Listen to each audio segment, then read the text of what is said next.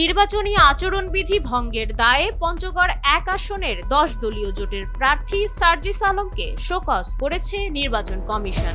জানা গেছে, নিয়ম না মেনে প্রচারণার জন্য তাকে কারণ দর্শাতে হবে।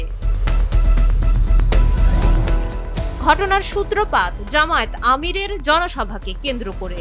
অভিযোগ উঠেছে, এই জনসভা উপলক্ষে নিয়ম না মেনে বিশাল সব তোরণ নির্মাণ, বিলবোর্ড এবং ব্যানার টাঙিয়েছেন এনসিপির এই উত্তরাঞ্চলীয় মুখ্য সমন্বয়ক। নির্বাচনী প্রচারণায় সব প্রার্থীর জন্য সমান সুযোগ নিশ্চিত করার যে আইন, তা লঙ্ঘনের প্রাথমিক প্রমাণ পেয়েছে কমিশন।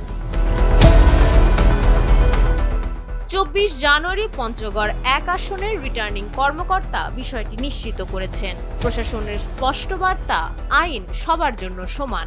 জনসভার উসিলায় শহরের সৌন্দর্য নষ্ট করে বা প্রভাব খাটিয়ে বেআইনিভাবে কোনো প্রচার চালানো যাবে না। শোকজের জবাব কি দেবেন সার্জিস আলম, জানার অপেক্ষায় পঞ্চগড়ের সচেতন ভোটাররা। মাইশা মালিহা, সময়ের আলো।